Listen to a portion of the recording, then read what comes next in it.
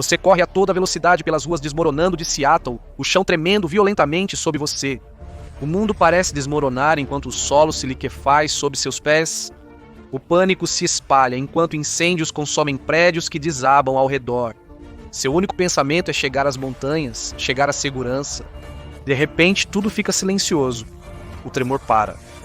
Você se vira e seu coração despenca. Uma enorme parede de água com mais de 30 metros de altura paira sobre a cidade, pronta para obliterar tudo em seu caminho. Isso não é um filme de desastre, é a vida real, e essa onda está vindo para você. Bem-vindo ao episódio de hoje do The Infographics Show. Vamos mostrar como realmente é um terremoto de magnitude 10 na escala Richter. Se você já esteve na Califórnia, provavelmente ouviu sobre o grande terremoto que vai nos exterminar graças à falha de San Andreas. Bem, pode haver um grande terremoto no horizonte, mas provavelmente não será tão ao sul. Isso mesmo, San Andreas e Dwayne "The Rock" Johnson nos enganaram. Enquanto a atenção se volta para o sul da Califórnia, o verdadeiro problema se forma ao norte, nas florestas do noroeste do Pacífico, na zona de subducção de Cascadia. Se esse terremoto acontecer, será mais aterrorizante do que se pode imaginar. A zona de subducção de Cascadia se estende por 728 quilômetros do norte da Califórnia até a Colômbia Britânica, cerca de 70 a 160 quilômetros para o interior, a partir do Oceano Pacífico. Seattle estaria no epicentro de um terremoto na região, bem no meio de tudo. E como você saberia que está chegando? Imagine-se próximo a Space Needle. De repente, há uma mudança no ar. Os cães ao redor começam a latir incessantemente para algo. O que está acontecendo?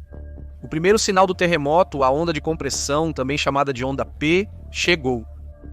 Em frequências muito altas, imperceptíveis aos humanos, cães e outros animais conseguem ouvir e sentir, entendendo que algo está muito errado. A onda de compressão é liberada antes do real tremor do terremoto iniciar. Embora possa não parecer muito tempo, é suficiente para as pessoas se abrigarem, o transporte público parar e evacuar e as pessoas saírem dos elevadores. No Japão, ondas de compressão ativam sistemas de alerta precoce para as pessoas tomarem essas medidas. Infelizmente, no noroeste do Pacífico, além do fido latindo no seu ouvido, não haverá tal alarme de aviso prévio, porque ele não foi construído. Isso ocorre porque a zona de subducção de Cascadia só foi totalmente compreendida após a colonização de grande parte da área. A combinação única de terremotos destrutivos, porém raros, fez com que a necessidade de sistemas de detecção parecesse menos urgente. De repente, o som dos cães latindo é abafado pelo som de estrondos e rachaduras no chão. A segunda onda, mais mortal, conhecida como onda S ou onda de cisalhamento, chegou e é impossível escapar. A onda de cisalhamento resulta do estresse acumulado entre as duas placas tectônicas da América do Norte. Elas se encontram na zona de subducção, onde a placa Juan de Fuca, de nome audacioso para algo que causa terremotos mortais, empurra sob a placa norte-americana. Infelizmente para Juan, a placa norte-americana está presa, encravada contra outra placa. Assim, em vez de se moverem pacificamente uma em torno da outra, Juan de Fuca raspa violentamente sob a placa norte-americana, fazendo-a subir. De vez em quando, o lento atrito acumula estresse até se tornar mais um deslizamento pesado, causando estragos no solo acima. Isso deixa a zona tão próxima de um terremoto de 10 na escala Richter quanto os cientistas atualmente acham possível, na ausência de algo louco como um asteroide atingindo a Terra, o que teoricamente causaria um terremoto muito maior.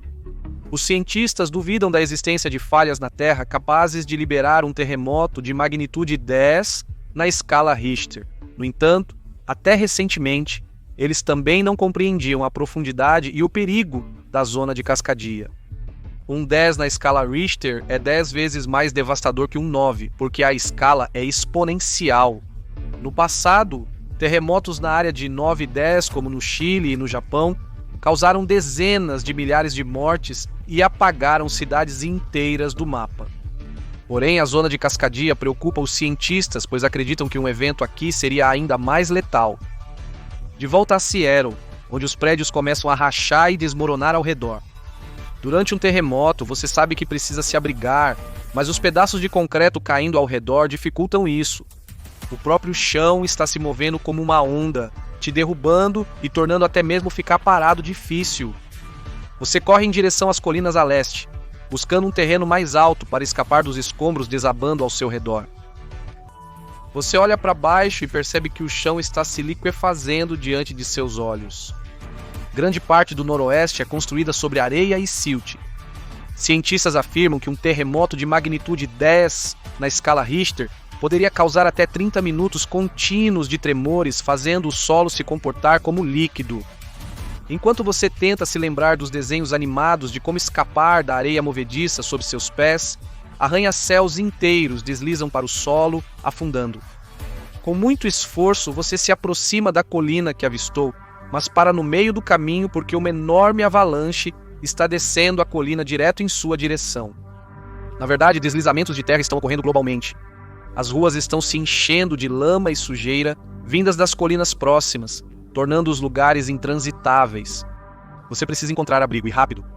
O hospital ao seu lado, que você pensou que seria construído de forma mais sólida que tudo ao redor, rachou. Quase nenhum prédio no mundo é feito para resistir a um terremoto de Richter 10, um desastre natural literalmente capaz de acabar com uma civilização. Fios elétricos se rompem ao redor e produtos químicos perigosos vazam de todos os lugares onde são armazenados ou usados, incluindo em hospitais. A mistura de químicos e faíscas provoca incêndios em todas as direções, até onde a vista alcança. Devido ao movimento e deslizamento do solo, os incêndios sobre ele também estão bem móveis atualmente. Minutos depois, o estrondo e estalido infindáveis sob seus pés param. Você olha ao redor enquanto um último pedaço de gesso voando pelo ar cai ao seu lado, um pequeno momento de silêncio. Mas você sabe que algo mais está por vir, algo grande e possivelmente insuportável. Quando a zona de subdução de Cascadia causa um terremoto, o solo da placa de Juan de Fuca pode afundar até 6 pés sob a placa norte-americana. Esses 6 pés, quando espalhados por um grande pedaço da costa do Pacífico, somam muita água deslocada de uma vez. Você finalmente chega ao topo da colina e contempla o Oceano Pacífico. Ao longe você vê algo estranho. Uma enorme massa de água se ergueu no meio do oceano. A água do mar está muito mais distante do que o normal, com centenas de pés de rochas subaquáticas e peixes expostos na areia. Então a massa de água começa a cair. Você se arrepia ao entender o significado disso. O tsunami está chegando, mas ele não forma uma grande onda clássica. Em vez disso, parece mais que todo o oceano subiu 30 metros e está avançando em direção à costa. E você não tem mais do que 10 a 30 minutos para sair. Você vai precisar de uma colina maior. Você olha para as montanhas Cascade no leste. Seu carro está soterrado em concreto em algum lugar, e mesmo que você roubasse outro, duvido que os policiais relevariam o crime, mesmo sendo só desta vez. Como você vai chegar lá? A estrada que leva às montanhas está rachada. Grandes pedaços da estrada estão faltando. Uma ponte adiante foi totalmente destruída, com vigas de aço projetando-se do rio abaixo. Então, o que você faz? Você corre pela sua vida e não olha para trás. Isso porque os tsunamis estão entre os desastres naturais com menor taxa de sobrevivência. A melhor maneira de evitar morrer em um é não estar em lugar nenhum perto de onde ele atinge, o que não é encorajador ao ver uma parede de água atingindo a costa oeste de Seattle a caminho de você. Você corre o mais rápido possível, subindo cada vez mais alto para se salvar.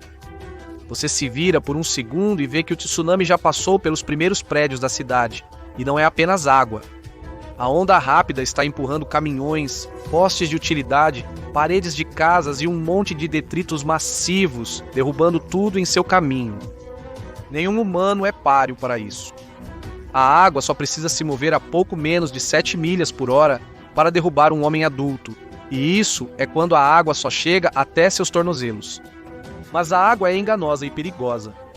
Não precisa ser muito rápida ou muito profunda para te derrubar, e essa água não está nos seus tornozelos. Está entre 50 a 100 pés acima do nível do mar e se movendo a quase 15 milhas por hora. Essa é a altura de um prédio de 4 a 7 andares, se movendo à velocidade de um touro em Pamplona. Você se vira para a montanha e corre para cima, evitando a ponte destruída por uma travessia terrestre conhecida. A cena é de total caos e confusão, com mais de 70 mil pessoas correndo em direção à montanha ao lado, fugindo da cidade. Alguns de vocês, sejam os mais desesperados ou atléticos, alcançam a marca de 100 pés da montanha, enquanto o tsunami passa abaixo.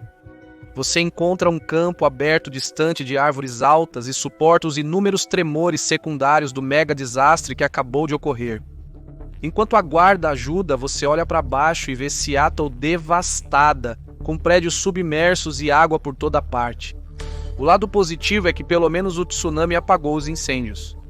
Um terremoto de magnitude 10 na escala Richter destrói quase todos os prédios e infraestruturas. Você olha para o leste e vê que tudo até a Interestadual 5 parece que foi atingido por uma bomba nuclear, o que não está longe da verdade. Quando o terremoto de 1960 no Chile, de 9,5 na escala Richter, ocorreu, várias pessoas pensaram que era um ataque nuclear devido à escalada da Guerra Fria. A realidade é ainda pior. Um terremoto de 10 na escala Richter libera a mesma energia que 1 milhão de bombas nucleares como a usada em Hiroshima. Lembraremos que a bomba nuclear lançada naquela cidade matou instantaneamente 78 mil pessoas e devastou grandes partes da área metropolitana, e deixaremos você imaginar o quão ruim seria 1 milhão dessas. E o dano não para por aí. O tsunami não atingiu apenas aqui. Uma segunda onda chegou até o Japão e outra até o Chile, inundando grandes cidades e aniquilando tudo em seu caminho. Um terremoto de magnitude 10 na escala Richter torna quase todo o planeta inseguro, e infraestrutura, cidades e civilização seriam tão danificadas que a reconstrução dentro de uma vida humana seria quase impossível. Mesmo que o governo e serviços de emergência enviassem ajuda, levaria semanas para atravessar os desfiladeiros montanhosos, bloqueados por deslizamentos, sobre pontes destruídas pelo tsunami, usando estradas projetando-se em estilhaços da terra abaixo. Você deve estar se perguntando qual a probabilidade do terremoto que descrevemos ocorrer. Nos últimos 10 mil anos, houve exatamente 41 terremotos devido ao estresse acumulado na zona de subducção no noroeste do Pacífico. Isso equivale a um terremoto a cada 243 anos. O último terremoto desse tipo foi em 1700. Para os bons em matemática, vocês podem estar entrando em pânico, já que deveria ter ocorrido outro terremoto por volta de 1943 e já se passaram mais de 80 anos desde então. A maioria dos cientistas acredita que um terremoto de subducção nesta área provavelmente não ultrapassaria 9,2 na escala Richter, o que é uma boa notícia. O terremoto de 9,5 graus Richter no Chile ocorreu em uma falha de mais de 1.600 quilômetros de extensão, enquanto a falha de Cascadia tem cerca de 728 quilômetros. Então, pelo menos um terremoto aqui não será uma catástrofe que acabará com o mundo, apenas uma regional. Então, o que você deve fazer se mora no noroeste do Pacífico? Reforce sua casa, aprenda sobre segurança em terremotos e espere pelo melhor. Tenha um cachorro e você saberá da chegada do terremoto antes de todos. Confira agora as piores catástrofes naturais da história humana ou assista a este vídeo alternativo.